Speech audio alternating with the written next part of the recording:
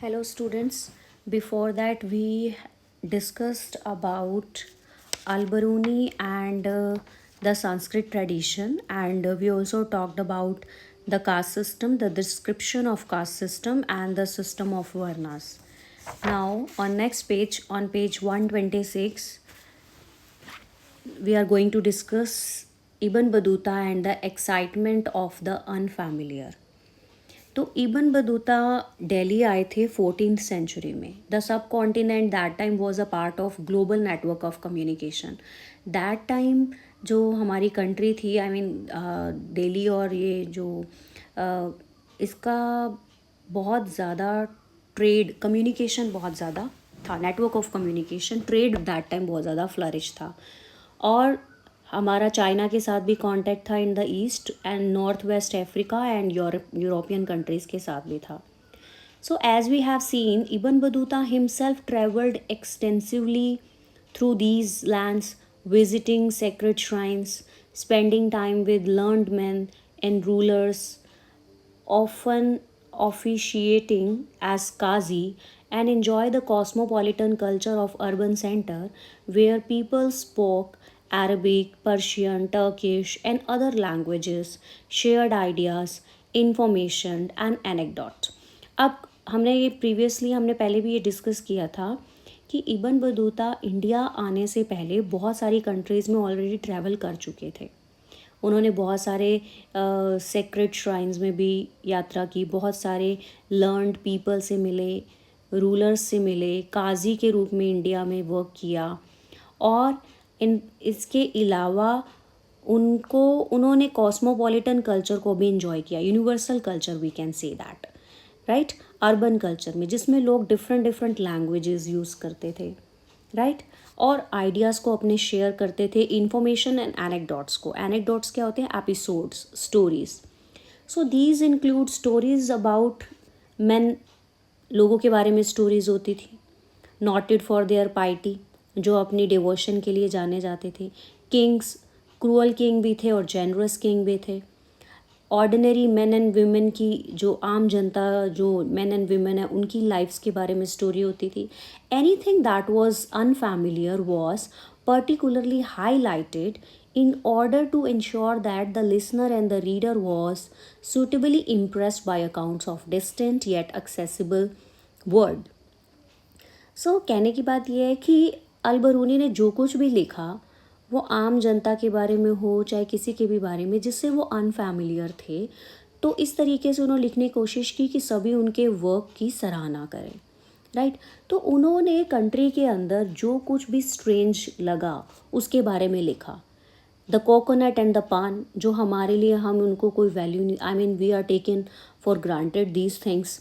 तो ये चीज़ें अल-बरूनी के लिए नई थी, स्ट्रेंज थी.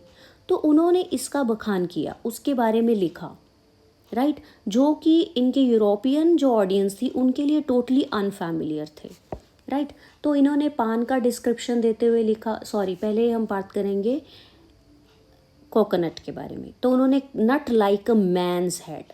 तो उन्होंने, इबन बतूता ने कोकोनट को डिस्क्राइब करते हुए लिखा कि ये जो डेट पाम की तरह दिखने वाला जो ये फ्रूट है, तो बिल्कुल ये कैसा लगता है देखने में? ऐसा लगता है जैसे ह्यूमन हेड हो, मैंस का हेड हो, उससे ये रिजेंबल करता है. 2 आईज और एक माउथ है. और इसकी जो ऊपर वाली जो स्किन है, उससे लोग क्या करते हैं, उससे उसके जो हेयर हैं उनसे रॉप्स बनाई जाती हैं, जिससे शिप्स को सीव किया जाता है, उनको सिला जाता है, राइट. तो ये उन्होंने कोकोनट के बारे में लिखा. और पान के बारे में उन्होंने अपना डिस्क्रिप्शन दिया कि पान के जो स्पेशली इंडिया के लोग क्या करते हैं, पान के स्पेशली ट्रीज़ की खेती की जाती है, उनको कल्टीवेट किया जाता है. फ्रूट नहीं है, सिर्फ लीव्स के लिए इसको बोया जाता है, इसकी खेती की जाती है. और फिर इस तरीके से इस पर कैसे सुपारी लगाई जाती है, और कैसे फिर उसको सुपारी और वो चूना वगैरह लगा के किस तरीके से इसको फोल्ड किया जाता है. एंड फोल्ड करने के बाद इस पर लौंग लगाकर, लौंग के बाद इसको चबाया जाता है, इसको च्यू किया जाता है. तो इस तरीके से उन्होंने पान का डिस्क्रिप्शन दिया जिनसे उनकी कंट्रीज़ के लोग टोटली अनफैमिलियर थे. That he described about Indian city, specially Maharashtra में जो दौलताबाद है एंड दिल्ली के बारे में उन्होंने लिखा. So next topic is Ibn Battuta and Indian cities. Ibn Battuta found cities in the subcontinent full of exciting opportunities for those who had the necessary drive, resources and skills.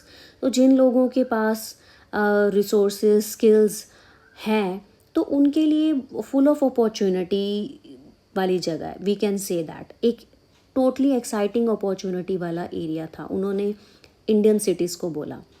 तो उन्होंने जब दिल्ली का description किया या other cities के बारे में उन्होंने बात की तो उन्होंने बताया कि डेंसली पॉपुलेटेड है, प्रॉस्परस सिटीज़ ज़रूर हैं, except the occasional disruption caused by wars and invasion. सिर्फ उन जगहों को छोड़ के जहाँ पर वॉर या फिर कोई अटैक वगैरह ना हुआ हो. So it appears from Ibn Battuta account that most city had crowded street. उन्होंने ये भी बताया कि जो सिटीज़ हैं उनकी जो सड़कें हैं क्राउडेड सड़कें हैं, ब्राइट हैं बट कलरफुल मार्केट्स हैं and that was stacked with the wide variety of goods. और उसमें बहुत सारा आपको सामान देखने को मिलेगा, डिफरेंट काइंड ऑफ मटेरियल देखने को मिलेगा.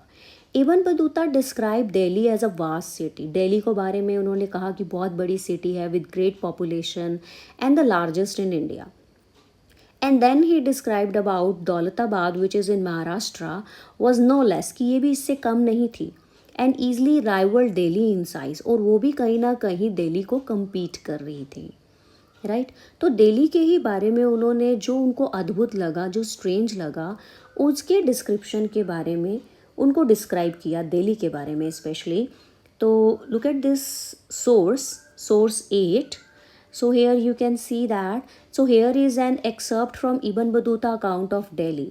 तो इब्न बतूता के दिल्ली के अकाउंट में से ये छोटा सा पार्ट लिया गया है and often spelled as Delhi in text of the period.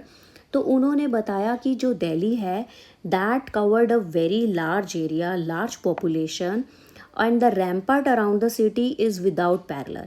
Rampart क्या होता है? जो वहाँ पर किले की बड़ी बड़ी दीवारें हैं, राइट तो उसके बारे में था. और उन्होंने ये बताया कि 11 क्यूबिक की इसकी ब्रेड थी और इसके अंदर हाउसेस थे. और हाउसेस किस किस के थे? पहरेदारों के, गेट कीपर्स के. और रैम्पार्ट के अंदर ही स्टोर हाउस था जहाँ पर जो खाने के मटेरियल है उनको स्टोर करके रखा गया, मैगज़ीन्स को, हथियारों को, राइट और जो सेना से रिलेटेड इंजन्स होते हैं उनको प्रिजर्व करके रखा गया. And the grain that are stored can last for a long time without rotting. और बिना ख़राब हुए ग्रेन को भी यहाँ पर स्टोर करके रखा गया. अगर हम इंटीरियर की बात करें, किले की दीवार के अंदर हॉर्समैन और उनके साथ साथ जितने भी इन्फेंट्री मैन थे वो एक जगह से दूसरी जगह मूव करते रहते थे. किले के अंदर बहुत सारी विंडोज़ भी थी जो सिटी के बाहर की तरफ खुलती थी ताकि जो लाइट है वो अंदर आ सके. लोअर पार्ट स्टोन से बना हुआ था और जो अपर पार्ट है वो ईंटों का बना हुआ था. सो इसी के अंदर हम क्या देखते हैं, मैनी टावर थे जो they were close to one another. 28 gates थे इस सिटी के जिनको दरवाज़ा बोला गया. उनमें से आप अंडरलाइन कीजिए, दीज आर वेरी इंपॉर्टेंट. बुदाऊं दरवाज़ा that is the greatest inside, greatest. और उसके अंदर मांडवी दरवाज़ा था जिसमें ग्रेन मार्केट थी. और उसी के नियर गुल दरवाज़ा था जिसमें क्या था, औकाट था. एंड वहाँ पे हम एक सिमेट्री भी देखते हैं, एक कब्र भी देखते हैं जिसके जो डॉम शेप में बनी हुई है और जो उनके ऊपर डॉम्स क्रिएट किए गए. और जिनमें डॉम्स नहीं क्रिएट किए गए उनको आर्क शेप दी गई है.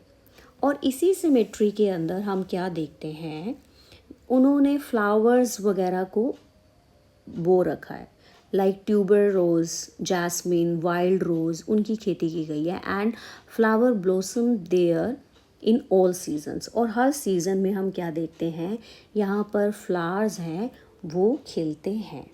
सो this was all about the Delhi's description, right.